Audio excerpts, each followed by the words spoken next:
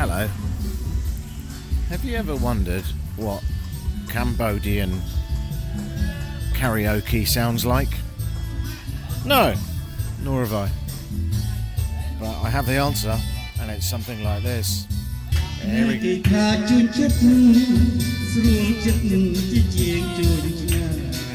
good.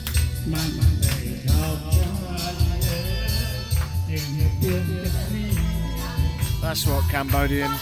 Oh! Jesus Christ! So I think that's a dad and his daughter. I started smiling and dancing and... Oh, yeah, they want me to sing now. So, I'm going to do a runner.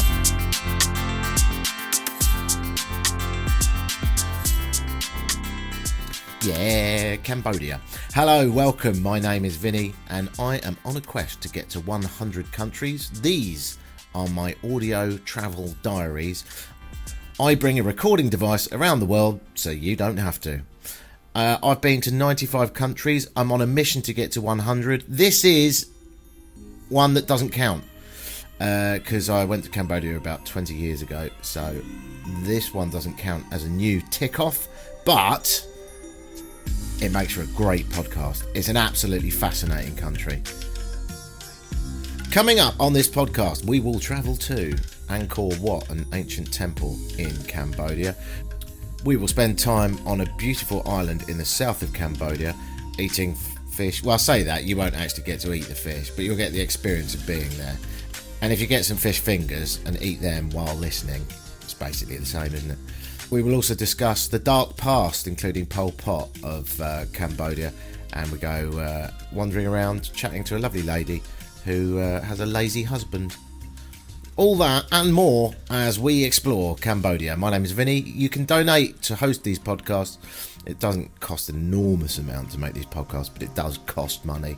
So if you're enjoying it, donate at vinnywhite.co.uk. That's VINNEY white.co.uk.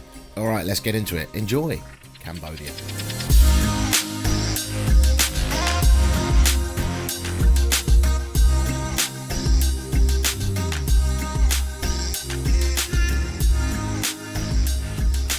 Hello and welcome to a railway station in Thailand called Kabin Buri. I've just got a train ticket from here in the middle of Thailand to the border with Cambodia, and it was 50 cents or 50 pence. I mean, it would be hard to grumble about that. Obviously the train is not going to be incredibly beautiful and it won't have air conditioning, and it's coming into the station now and looks as if it may be held together by sellotape. Yeah, it's a big old diesel Mother Hubbard.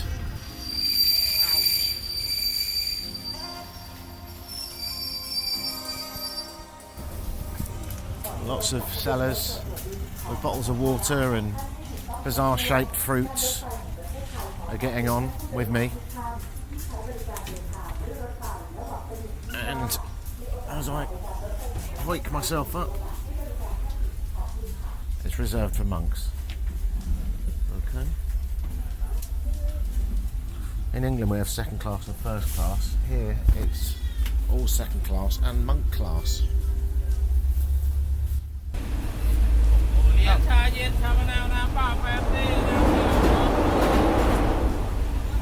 And we're off. Oh, it's a very packed train and it's rumbling through some green fields in central Thailand, and there's lots of women walking up and down with bags of mysterious shaped fruit and deep fried horse penises. No, they are just sausages.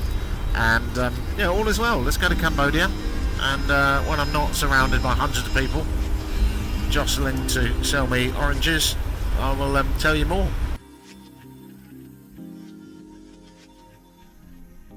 Wandering around a temple, a lady tried to sell me some t-shirts, which were quite nice, but not really my cup of tea. I wanted to chat to her, though, because I love a chat with the locals. She told me she has a lazy husband, and she's doing a little bit too much of the work. I think she might have fancied me, but she probably didn't. Okay, let's get into it. You get up at 5 o'clock in the morning? Yeah, because we have to bring my daughter and son to school in here. Yeah. Come to school. So let me understand your routine. You get up at 5 o'clock in the morning. Yeah. You go on the motorbike with the kids. Yeah, with my son and my daughter and me, my husband. Oh, and the husband. Yeah. You go to school. You drop the kids off. Yeah. Where does the husband go? My husband, he work in the another temple. He work he clean in the temple. Okay. When I come here, I come with my boss. But the problem is at the moment that when you finish your day, you go home. Yeah. He should be cooking. He should be cooking a meal, shouldn't Not he? Cooking. He should be cleaning the plates a little bit. When I'm sick, he cooking. Okay. Yeah, Well, just tell him you're sick. When I'm sick, he cooking. Do you ask him to do the cleaning? Because you have to ask him nicely. I have to work, but one week he have holiday and Sunday, but he have to clean the clothes. Okay, so he does that. That's good. One week he have one holiday and Sunday. And he cleans the clothes. And I come here only. I come alone here. Okay. My daughter, my son, he no school also. Holiday. Do you work 7 days a week then? No holiday. No holiday? Yeah. Never? Never. Every day. Husband to clean the plates. This for girl work. Is it? Yeah. For girl work? Yeah. Men can't do the plates? Sometimes. Men cannot possibly do dishes. You heard it here first. It's out of my hands. But that's what was said by a woman. I listen to all women and appreciate them because I'm a feminist. For that reason, I will not be doing any washing up. I think that was the message.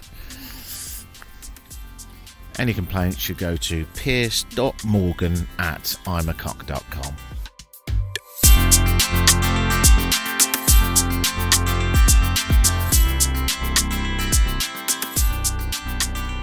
Welcome to the spectacular scene, which hopefully I'll do a reasonable job of describing. That is Angkor Wat. Welcome to Angkor Wat, the biggest religious set of buildings in the world. I feel very much like Lara Croft in Tomb Raider, only I'm not a badly animated 90s hot potato.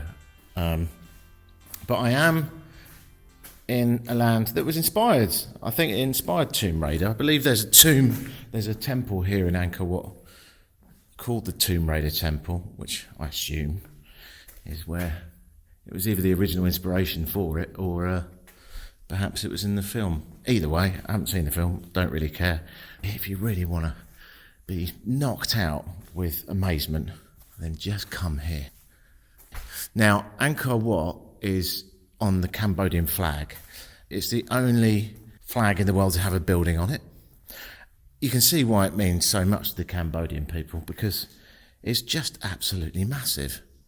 Now, I'm going to go outside, away from where I currently am. So I'm in one of the hundreds of buildings that is Angkor Wat. I took a long walk away from where all the tourists are, out into the jungle.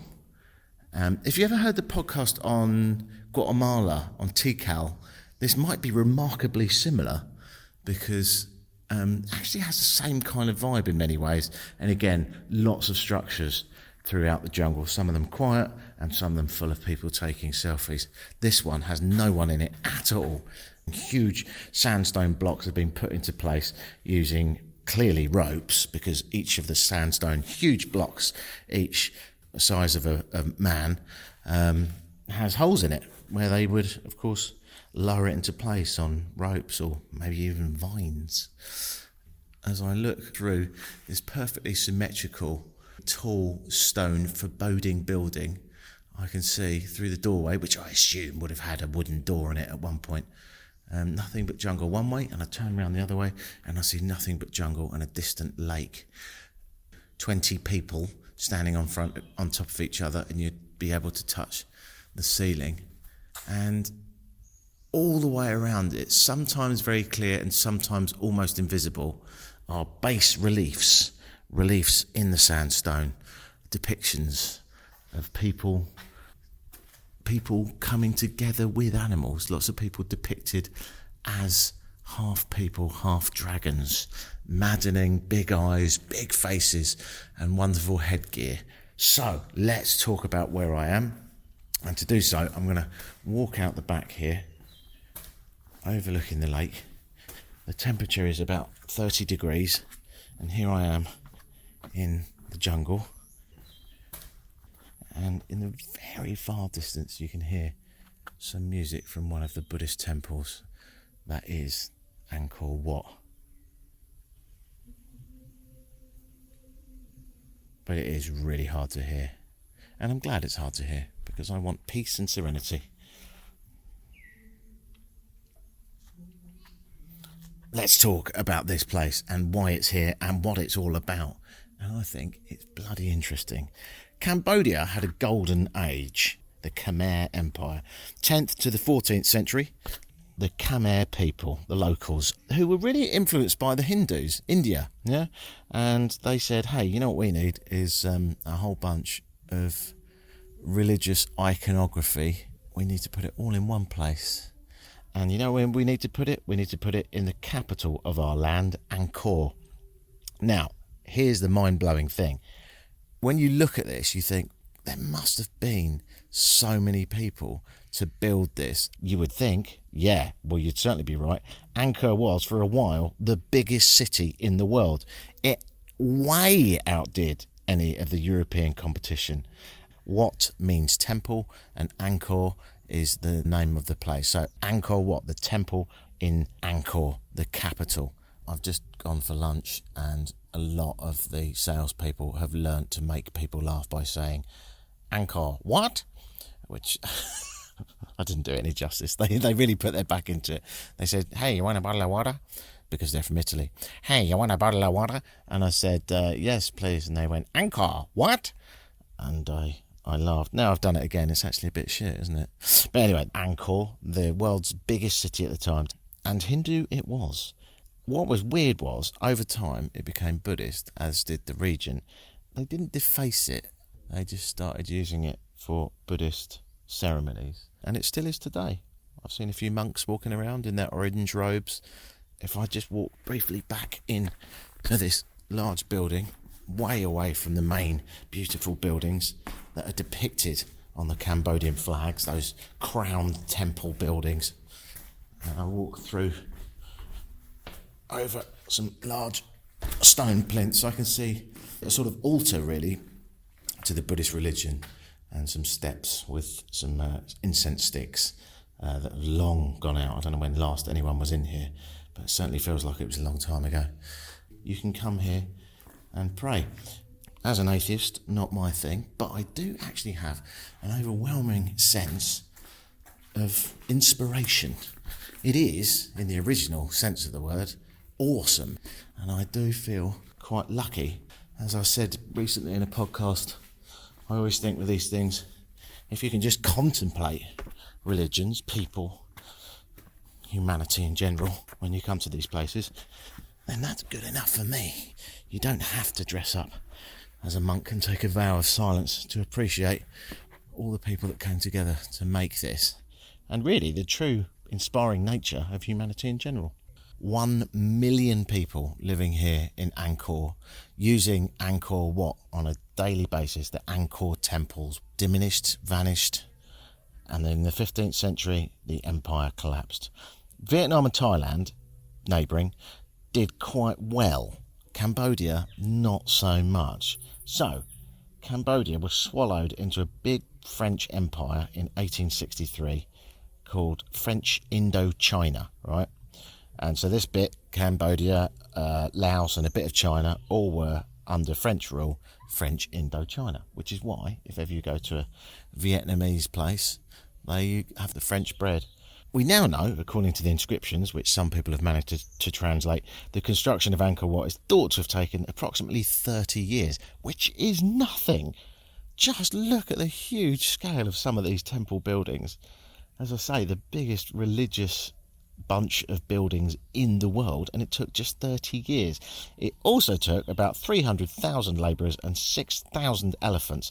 Angkor Wat was initially designed and constructed in the first half of the 12th century during the reign of a guy called Siyavaman II as the King State Temple and capital city. It was built without the aid of any machinery, as there wasn't any, was there? It was just get involved.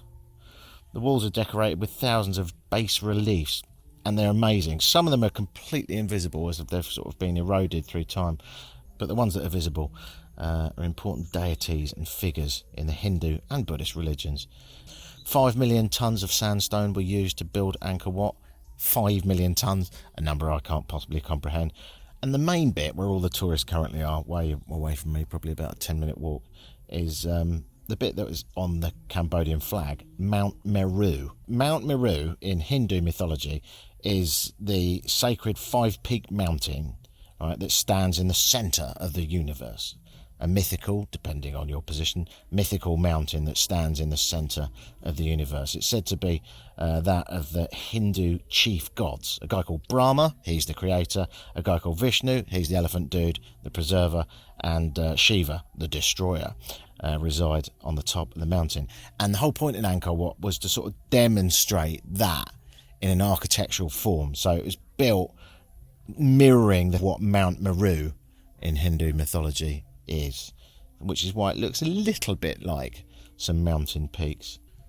As a tourist, I have to say it's really weird, because if you take a walk out into the jungle, which I highly advise you do, you'll see lots of huge stones with reliefs of different mythical gods' faces, and they're just semi-grown over. I'm just walking around it now, some of the beautifully moss-coloured huge behemoths put into place by man and elephant. It's got a special place in my heart as well, because I came here 25 years ago when I was going around the world as a man in his 20s, and I've lost all the photographs, which is sad, but in a way it's not, because perhaps it's an opportunity to embrace taking a few on a digital camera today. Me perhaps looking a little bit older now. Give me a second. The security guard just walked in. That's weird, I didn't expect that. I'm just going to walk out the front, just because it's kind of weird talking into a microphone on your own while a security guard watches you. He's obviously found out where he can come for a cheeky break without too much attention. He found a nice little stone pillar, whopped out his phone and overlooked the lake. Oh, and look, here's his motorbike out the front. He must have driven here on his little bike. Yeah, he's just come for a little bit of an escapism, hasn't he? Play with his phone for a bit. Obviously, there is a need for security here. I mean, if this was anywhere else in the world, I wouldn't be allowed to walk into the temple I just walked into. And I certainly wouldn't be allowed to just randomly walk around the woods looking at these amazing stones that have been left and lost to time because of theft. And people over the years have looted these places. You still could, you'd have to be one hell of an arsehole, but you still could actually rob the place, which is why you do see the very occasional security guard, but not much in the way of security. Of course, the Cambodian people wouldn't dream of messing with a temple because they're very superstitious people, and they know it would be reflected very badly on them from the gods above. It's $37 to get into, which for Cambodia is incredibly high, being that a beer is $1 and a meal of simple noodles from a street food shack is $2. So it's a lot of money, but where else are you going to see this? Nowhere. I'll walk back to one of the main structures. To give you an idea of scale, by the way, I got a 1-day ticket, but you can get a 1-week ticket, which means you come back every day for a week. Small family on a moped in the distance. Don't know where they came from. Makes you think, if you're a Khmer, if you were knocking around at the height of their building of this about 800 years ago, you must have thought, well, this is it. In the same way that I suppose today, when we look at the cities of today, we think, well, that's it. They're never going to move, are they? They're always going to be there. That's how things go. What on earth could possibly come along to change anything and make this whole place a a relic that's lost to the forest. Perhaps next time you walk through your city, you should reflect that one day it too may be lost to the jungle. It could happen, because it did to the Khmers of Angkor Wat in Cambodia. In more recent years, and we'll cover this a little bit later in the podcast, there was one guy that fucked everything up for this amazing country, this beautiful country full of smiley, happy people and deep, deep culture. And his name was Pol Pot. And I think we'll cover him. It's kind of annoying, really, that we have to cover him because, of course, he was a first-class, bona fide, full-service arsehole. And as a result, was a mass-murdering fuckhead. He only did 4 years in power here. 4 years. But it is inconceivable how much damage that man did in the 1970s.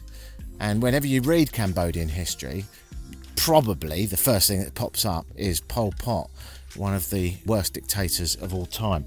If you look at sheer numbers of population killed as a percentage, he is the worst dictator of all time. And yeah, as I say, we will get into that. A bit depressing though it is pretty fascinating. But I think it's really important to remember about places like this, despite occasional complete and utter arseholes, flash in the pan arseholes. The history of Cambodia is much deeper.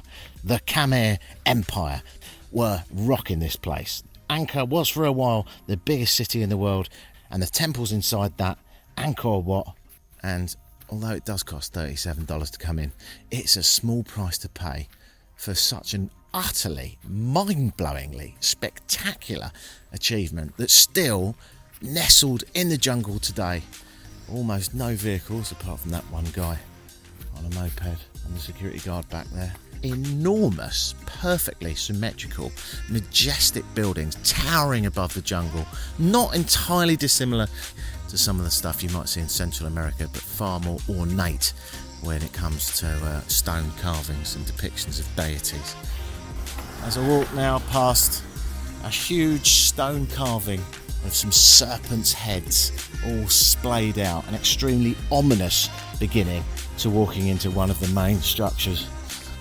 And as I do it, I walk up remarkably steep steps and I look out over the jungle and what feels like forgotten buildings.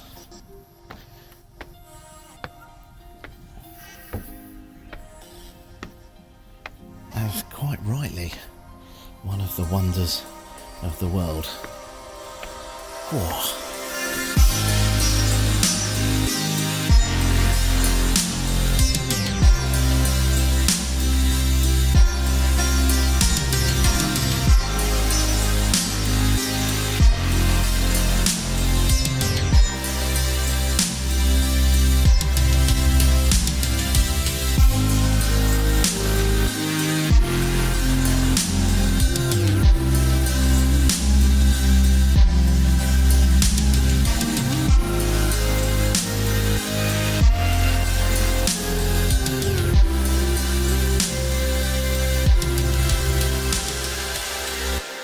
Here I am near Angkor Wat in a town called Siem Reap.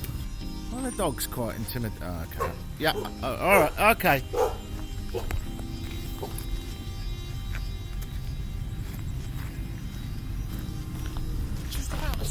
Oh, fuck me. Hang on. Oh, here we go. Right, I was going to do a bit there about how I find dogs quite intimidating in alleyways. I don't find people in alleyways intimidating. I do find dogs intimidating in alleyways. So here's a couple of tips for you. To be honest, I was only going into that alleyway because I don't really like the noise of traffic and I wanted a bit of peace. Hiya. So I could tell you some random man smiling at me. Everyone smiles at you in Cambodia. Anyway, I will endeavour to get out of the traffic to give you some tips on survival in Southeast Asia. And the first one is, and it sounds a bit callous, but pick up a rock. Dogs in this part of the world are quite badly treated, and it's not uncommon for locals that feel intimidated to pick up a rock to make sure that the dogs don't attack them. I've never seen a dog attack anyone, and I've never been attacked by a dog, but I have come very close to losing the entire contents of my bowels. So what I would advise you do, pick up a rock. You'll never need to use it, but as soon as the dogs see you pick up a rock, they all disappear. Obviously, I would never condone hitting a dog with a rock, unless of course you really are genuinely about to be attacked. Then you might need to, but you never will. So pick up a rock. The next tip is hello. You're cute. What have you got there? A little torch? You got a phone? All I got is a rock. I know, it's rubbish, isn't it? Hello, bye-bye. A kid there ran up to me and showed me that she had a little flashlight, a little torch. And I was like, I've got a rock. And she looked at me as if to say, why have you got a rock?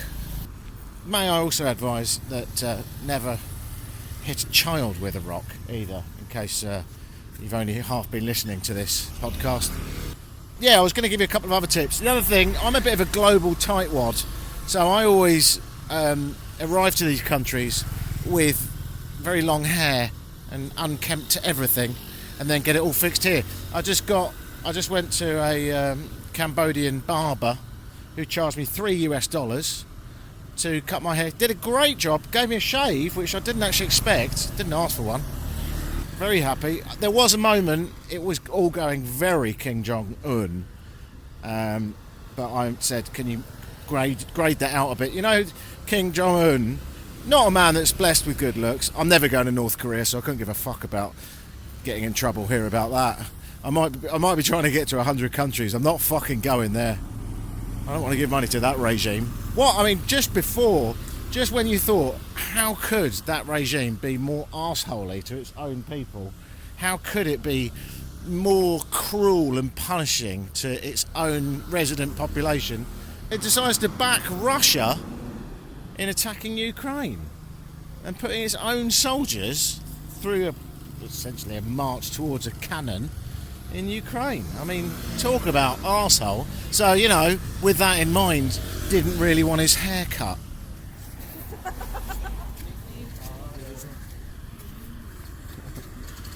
I love it when you do comedy and you get a laugh, like, even though they didn't understand. That was very well timed. That person was just walking past me laughing to someone else, but it was almost like I stole the laugh.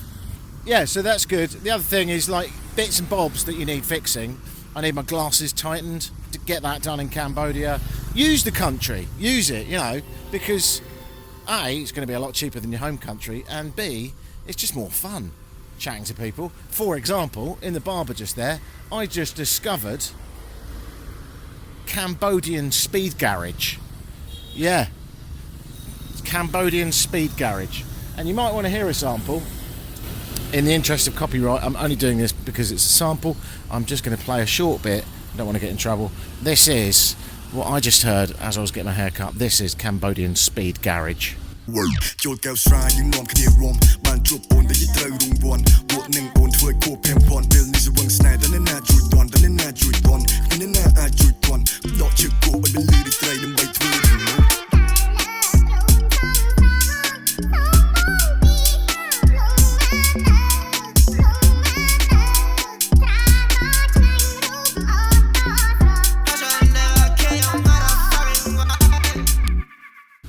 Yeah, it's quite good, isn't it? Apart from the auto-tune bit at the end, I quite liked it. Nice. So that's my tip. And then another tip, if you're in an expensive country, book your bus overnight because you save on accommodation and buses can be quite boring. Tonight I'm going over, I'm not in an expensive country, but I am going overnight on a bus all the way south to an island which I've forgotten the name of. But I think with these podcasts, and do correct me if I'm wrong, no one really gives a shit what places are called, do they? I mean, it's not actually a travel guide, is it? Really?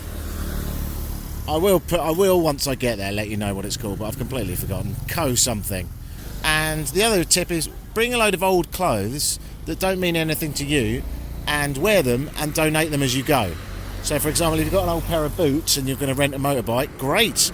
Ultimately, wear them on the bike and then at the end of the trip, give them away. I'm always giving out boots. I always buy the same pair of Timberlands, and I've now given out the same pair of Timberland in over 4 countries. Oh, and my final tip, actually, just because it's just popped into my head, If you feel guilty about walking past people in the street that are begging, I get it. Of course I do. I'm not a cold-hearted bastard. Do something about it, but in a different way. Go to kiva.org, kiva.org, and donate a microloan to someone on the ground in that country, particularly if you're affected by what you see. So, for example, if you see a middle-aged woman with lots of children and she's begging, just bank it, just remember it, and then get to kiva.org and make a donation to a middle-aged woman in Cambodia with lots of children that would like a donation to set up whatever it is she's setting up. Maybe it's a clothes shop. She might need money to set up a hairdressing business. She might need money to set up an agricultural thing, so she'll need equipment. Other good-hearted, wonderful people around the world will donate too. So I've been donating to kiva.org for, I can't remember, 10 years. Anyway, it's up to you who you donate to, but kiva.org is very helpful. And by the way, sorry about the background noise, but I did try to go up an alleyway and got shit scared by a dog, and I'm still carrying a rock. So I'll just put that down now. That's that done.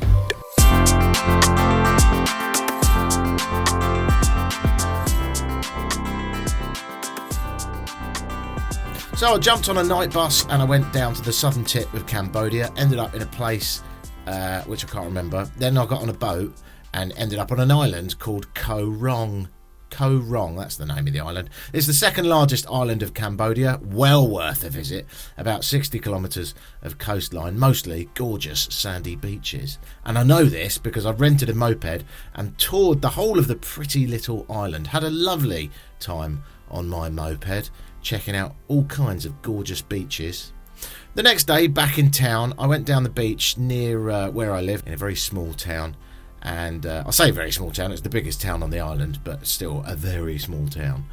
And I went down to the beach, found the shade of a palm tree, and here I am explaining, well, some history of Cambodia. Before I do that though, here's me talking about the roads on the island, the lovely little roads on the lovely little island of Koh Rong. In true weird Cambodian style, the whole island is very well paved and easy to get to, with the exception of anywhere you want to be. So the port town on the south tip, where you get dropped off on the boat, is where I'm living, and it's great. And this bit, the roads are horrific. Then you get out of the town and the roads are fantastic, poured concrete all the way, no stress. But then you'll go to a beach and the road will run out. Particularly if you go to Lonely Beach, which is where I was. Which, if you fancy a bit of life, as the name would suggest, probably not the beach for you. I'm more of a sort of nighttime fun guy. I'm a fun guy. So here I am on the southern tip, not far from the port. In fact, I can look out of my window and see the boat leave every day. And tomorrow I'll be on it. It's been a few days living here, and it's bloody gorgeous. I'm not really a beach guy, you know. I work for myself all year, so my mind's always thinking, what should I be doing? Should I be building a website? Should I be paying some invoices? Should I be upgrading my server? Insert any number of spectacularly boring things in here. And of course, I probably shouldn't be sitting on this beach. And if I'm doing something, like, I don't know, building a little camp or starting a fire or getting drunk, then I'm fine. But if I'm just sitting about with a book, forget it. Not my cup of tea. Which is why, really, I do these podcasts. That and the fact that I like to remember what I've been up to, because I've got a terrible memory. And if it provides you some entertainment in the meantime, that's great. I'm sat at the southern tip of Koh Rong, not that far from my hotel. I found a quiet spot in the shade of a tree. To give you an idea of the scale of this island, you could walk around it in a couple of days. You could certainly drive around it within a day. And there are no real vehicles apart from mopeds and tuk-tuks and a garbage truck. But I haven't seen a car. I don't think you're allowed cars on the island. Your average Cambodian family that lives here, of course, certainly wouldn't have a car. They would have a motorbike, and they may have welded onto it some sort of a sidecar or put on a trailer to help them with their daily day. But most people just pop around on incredibly unsafe mopeds. My one yesterday didn't have a back brake. It had a cracking front brake.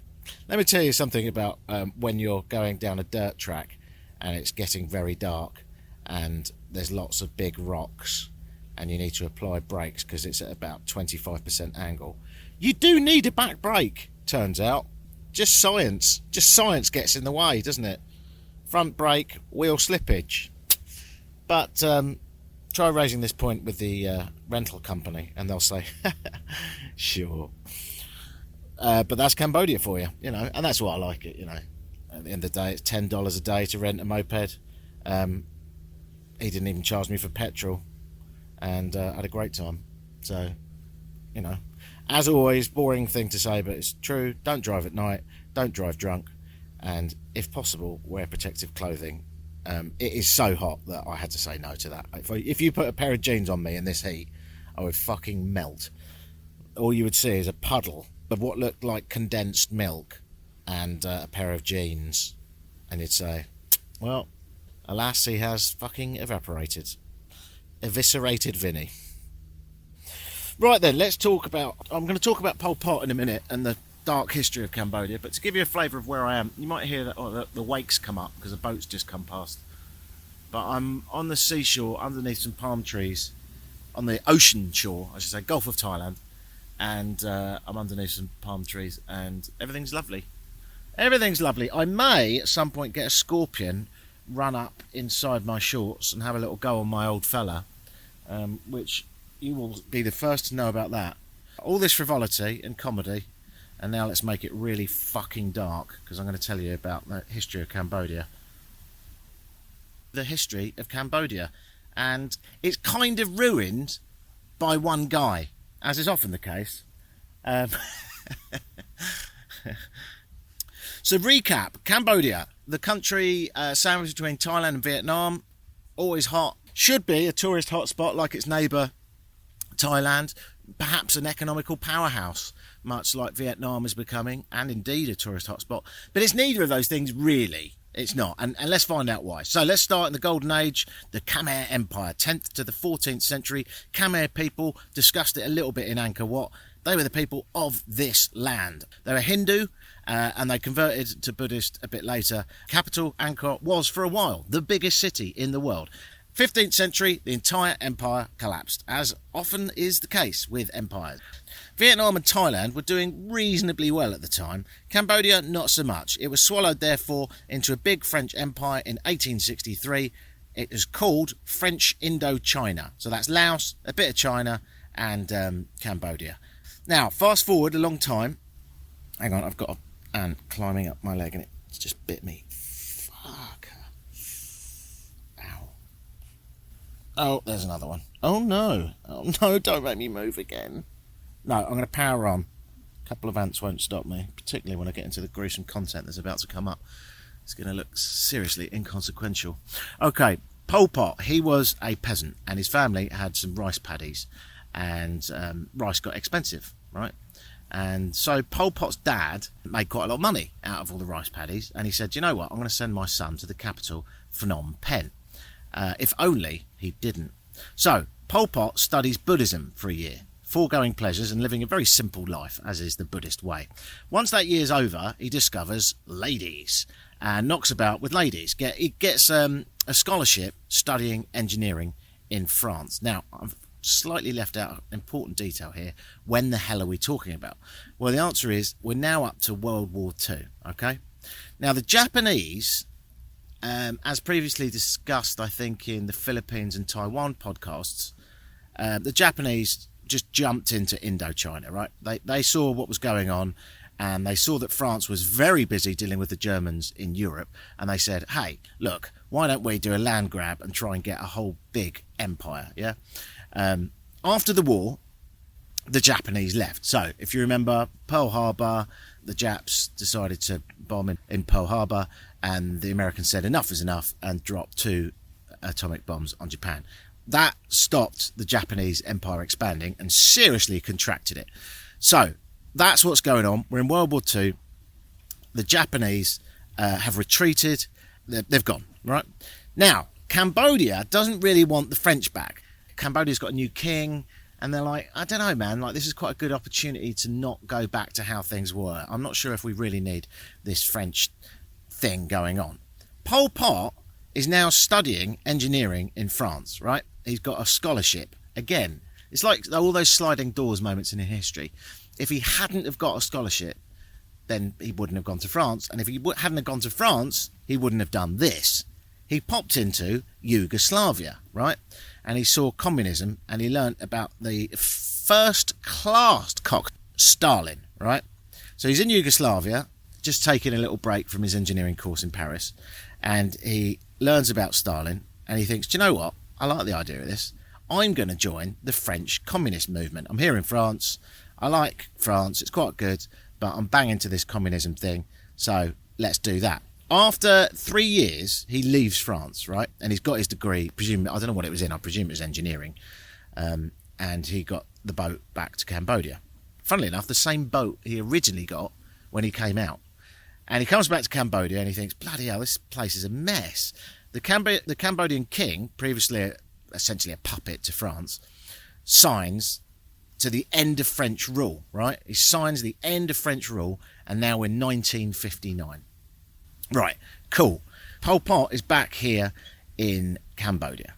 And as I say, he's not very happy with the way things are going. He goes to Vietnam because he just loves this whole communist thing. And he's like, the Vietnamese are commie, and I know the Americans don't want them to be, but I'm going over there to work out what is going on with this whole communist thing. I like what I saw in Yugoslavia. I think the communist idea is great. I presume at this point he'd also read like some Marx and stuff, and he was like, you know what, I am banging to communism. So the Vietnamese commies teach him stuff, and he comes back and starts a political party here in Cambodia.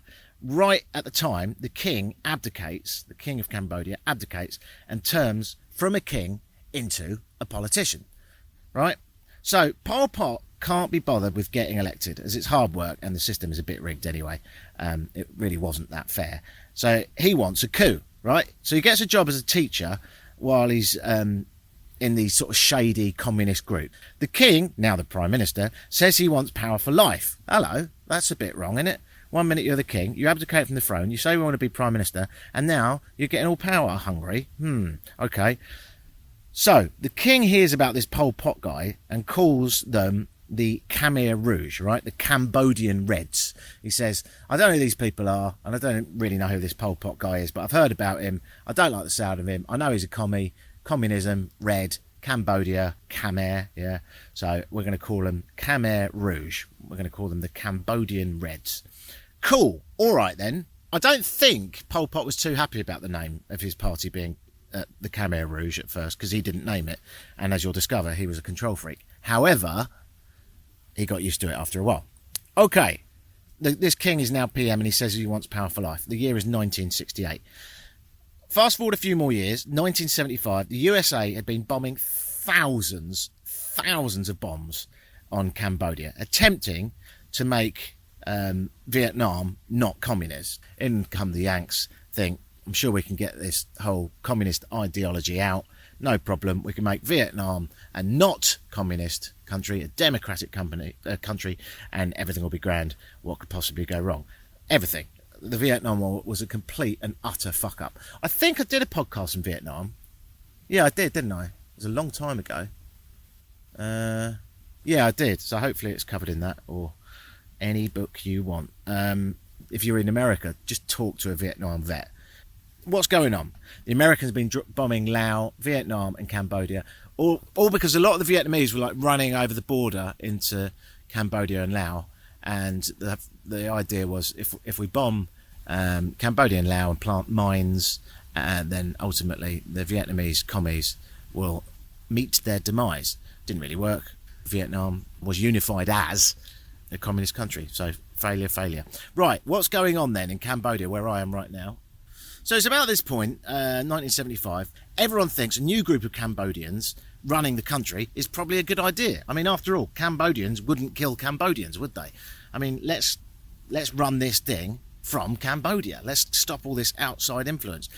So the year is 1975, and Pol Pot comes into power, does the coup he's always wanted, forces his way into power. Some people think, don't know who this guy is, doesn't seem to be like, he wasn't like Hitler, he didn't do long speeches and rile up the people. It was actually quite stealth, like not a lot of people knew who was running the place at first. But they soon started to hear whispers when he started to do some mad things. things like empty cities. Yes. So this is pretty weird behaviour. Empty cities. And it is the weirdest thing to do. It's such a bizarre state of affairs. Even for a tyrannical fuckhead dictator. Pol Pot empties cities, no compassion for the people that needed, medical facilities. And he said, you know what we need? I'm a peasant. I used to work on the land. My dad used to work on the land. I think we need everyone to work on the land. And like the doctors of the hospitals said, what me? And the, engineering professionals said, what? Sorry, me? I'm actually more into sort of building roads in the cities or, various infrastructure. I said, sorry, do you want me to move to the countryside? This seems really weird. But you seem to have some weapons and I have no choice. Okay, that's fine.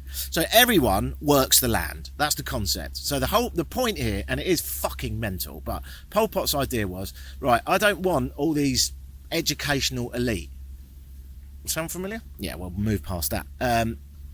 So Pol Pot's whole idea was, I don't like these educational elite, right? I grew up on the land. My dad grew up on the land. Land is the way forward. If we can just get enough food, we don't have to rely on outside sources. We don't have to rely on neighbouring Vietnam or Thailand. We can self-govern. So what we really need to do is get everyone out of the cities and get them working the land. Everyone. So they decided to abandon cities, right? And then it got really weird because they decided to abandon the concept of money, right? So the Khmer Rouge blew up the Cambodian central bank. They did it themselves, right? Not to make sure that no one else got it. They blew it up because they were like, it's time to start a new system of bartering. Even though globally everyone had thought this money thing, although it's got problems, seems to be quite a good idea. He's like, nah, fuck it, blow up the bank. Money becomes worthless, and what we're going to do, we're going to have a bartering system. Also, if you want more food, then you can inform on people that have got loads of money, and I'll just go around their house and take all their money. So if you want to be an informer, i.e. a secret policeman, that's great. Just tell us who's got the money, who's a bit of a knobhead, who's planning a coup, and I'll go around there and kill them. Okay? And then you can get some food. And food is only allowed through communal kitchens. Right? So, and this is you're going to think I'm making this up. He banned hunting, he banned fishing, he even banned foraging the land. So the idea was he provides everything. He is the absolute power-hungry, monolithic figure at the top that will provide. He's your dad, yeah? You don't need your parents.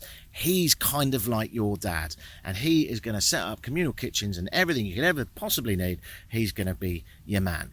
As long as you work hard. And by work hard, I mean fucking hard. I mean 15, 16-hour days in the fields, even though you don't really know what you're doing. All of this was summarised by a time there was a 10-year-old who was digging up a sweet potato. And remember I said that foraging was banned. He got caught and he got killed. Right? That's how fucking mental this had become. A 10-year-old was killed for digging up a sweet potato. That is the ideology that we're dealing with under Pol Pot.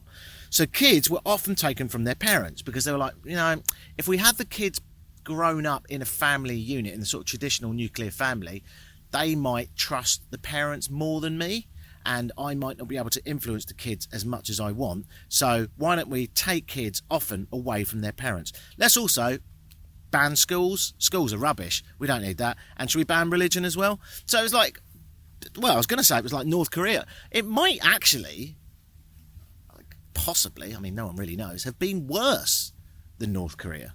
It's certainly a reasonable comparison. Just absolutely, there's no other word for it, fucking mental. So he killed up to 2 million people in Cambodia. That's a quarter of his own population.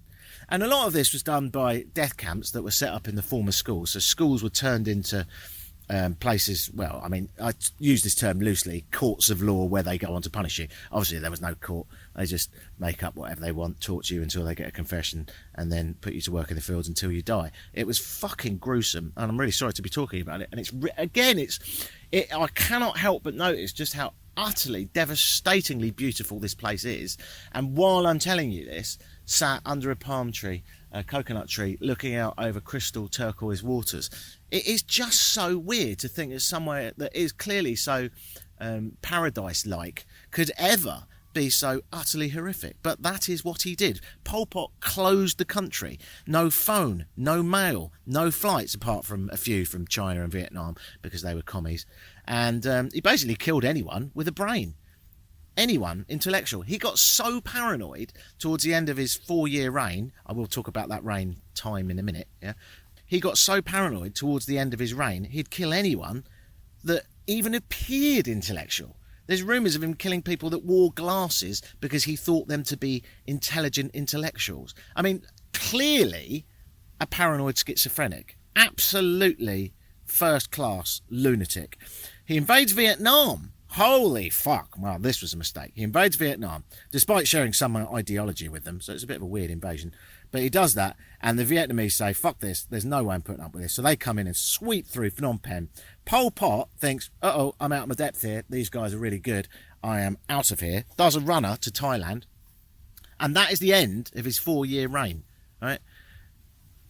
You would think that would be the end of it forever, wouldn't you? And then, you know, he's tried for war crimes and killed. No. And this is the really weird thing, right? He comes back after the Vietnamese have left. He comes back and the UN and Europe support him. Basically because he's not Vietnamese. And they're like, well, he's not part of the Vietnamese commies. We hate them. So he's probably all right. I mean, they must have known about the atrocities he committed. And I just find it really disheartening that the world would say, yeah, this guy's okay. But apparently they did. Now, that said, he never got back in power sufficiently. And it wasn't long after that he got fat. He had a stroke. And even his loyal followers leave him. At this point, because he's back, and as I say, he's not quite in the position of power that he was, but he's still doing gruesome things, including killing the families of his loyal followers. All right? So he's back, not quite as much power, and he's killing people. I always thought that, like, you know, when so many dictators, you look back and they're like, well, he did a lot of damage, but he was in there for 20 years. He was only in there for 4 years. 4 years of reign. 4 years. He killed up to 2 million people, a quarter of the population, in the late 70s. And this guy has caused complete and utter devastation. And psychological damage, right? Then you've got the Yanks, who have been leaving all these mines everywhere and spraying the fields with Agent Orange, hence the REM track, Orange Crush. You've got a country that's just on its knees and like psychologically so damaged. Like, can you trust your neighbour? And not only are they psychologically damaged, they're also physically so damaged. You know, these mines are going off every day. The Agent Orange is having an effect on births now, even after Pol Pot and the Americans are gone. You know, people that were eating produce from the fields that were sprayed with Agent Orange, their kids are coming out with birth defects, and cancer went up. I mean, just look up the damage that Agent Orange does, and it's you know, there's a reason that it's illegal and a war crime to use it now. So, what happened to our buddy Pol Pot? Oh, I'm not even going to say that's a joke. Let me say that again. What happened to the complete and utter fuck cunt that is Pol Pot? Well, he dies under house arrest in 1998. Yeah. So he got prosecuted, but he got prosecuted like by the Cambodian authorities at the time after his reign, and because he had so much power, he managed to negotiate hanging out in his own house, which I don't know where he lived, but I assume it was some sort of a palace. So he died in a palace under house arrest, as I say, 1998. Some say he killed himself, as he knows he was going to be extradited to the USA, and where he'd obviously pay for those war crimes. But if he didn't kill himself, and no one knows, then it's fair to say that he never really paid for any of his crimes. And he said to a journalist, "My conscience is clear." Which, in fairness, is exactly what a psychopath would say. I mean, it'd be weird if he said, "I've made some horrific mistakes, and actually I've looked in the mirror and realised I'm a devastatingly awful, paranoid schizophrenic that has left a trail of human destruction that will take generations to get over. And for that very reason, not only am I humbly sorry, but I can only see the logical step to get out of this is to shoot myself immediately. You would think he'd say that, but he didn't say that because he was a cunt. So there you go. That is Pol Pot. I mean, what do you say after that? How's Cambodia today, I guess? Well, look, I guess that a lot of the young girls and boys wearing bikinis and swim shorts that are doing a gap year after their A-levels or going around the world or perhaps from Australia on a holiday, whatever, whoever are the people on this beach behind me, behind this big set of rocks, which luckily is keeping me from them, because I'll tell you what, it would be a bit weird walking up the beach having this conversation in front of them. But anyway, there's a smattering of young, fairly sexy people on the beach, not far from here, who probably don't know anything about Pol Pot. I don't know that, but I would certainly imagine so. And they probably know nothing of the Khmer Rouge. And look, I don't know, make of that what you will, but the reason that you can eat a grilled barracuda and all your veggies and get a nice cold beer for $5 right here, right now, is because this country is so devastatingly behind.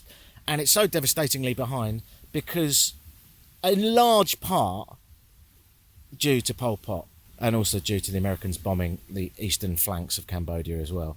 This country has been going through a very difficult reawakening ever since. And it's so beautiful, and the people are so hospitable and caring, and not one person has ever tried to rip me off here. And ow, something just fucking bit me. Ow, maybe it's time to wrap this up. I'm getting eaten alive. Yeah, how can I conclude? Cambodia is an extraordinarily beautiful country. I've actually been here before, so it's not a new tick off for me. But I have been, I can say now, to 95 countries. I'm on a quest to get to 100, not far to go. In that 95 countries I've visited, there are numerous countries. I'd like to say there's only a few, but actually there really are a lot that are extraordinarily welcoming, hospitable, kind, caring, considerate, and just fucking nice people. And I think that's a really wonderful thing to reflect on, actually, that I'm not saying there's only a handful that are like that. I actually think the majority of countries that I've been to have been like that. And I don't think that's because I'm lucky. I think that's because human nature really is good. However, it's worth mentioning that Cambodia is certainly, if we're going to put some sort of ranking in this, very high up the ranking of just being sound, wonderful, deeply caring and lovely, happy people. And isn't that wonderful? 40 to 50 years after Pol Pot's devastating reign on this country, they're not letting it get in the way of their daily life, and they're making do with what they've got, and they're doing a job not only a really good job, but actually a job that I think could possibly be a bit of a template for the West. Yeah, they haven't got a lot, and they don't need a lot, and they make do with what they've got. And if the power goes off every now and then, it will today, it does every day, that's fine, we'll make do. If there isn't all the food that is on the menu, hey, I can't make you a pineapple milkshake, but I can make you a mango one. Are you cool with that? Of course I'm fucking cool with that. So I've said it before and I'll say it again, and I really want us all to just think about this a bit more. Disparity is the reason for unhappiness. The most unhappy countries in the world, including the United States of America, have a despairing disparity. The gap between rich and poor is massive. If the gap is smaller, you are happier. It's not about how much you have. It is not about that. It is about the gap between the guy at the bottom and the guy at the top. And over recent years, globally, we've been going absolutely the wrong way. 65 people own half of the wealth in the world. I'll say it again. I shouldn't ever have to say this. I think the number's actually slightly less now, but I'll say it again. A few years ago, last time I checked, 65 people owned half of the wealth in the world. Imagine all of the money in the world, put it in one big pot, halve it, 65 people. Meanwhile, what have we got? 8 billion sharing the other half. And even that, of course, with incredible disparity. So, that's why Cambodia's happy. The gap between rich and poor isn't very big. And they've come through the other side of a devastating arsehole, and good for them. And I wish we could all... I wish that everyone could come to Southeast Asia. I really do. You know, particularly wealthy, snotty kids that go to Eton or Harvard that are almost definitely going to be working for oil companies and governments of the future. Come here. Just learn how happy you can be, sitting about in the sun, having a massage and a mango milkshake, and laughing with new friends. Yeah, Cambodia's rocking. It's absolutely brilliant. Pol Pot's dead, and it's fucking great. It's a good slogan for the tourist board, isn't it? Undiscovered Cambodia. Pol Pot is dead, and it's fucking great. Alright, see ya. Oh yeah, donate at vinnywhite.co.uk. Bye bye.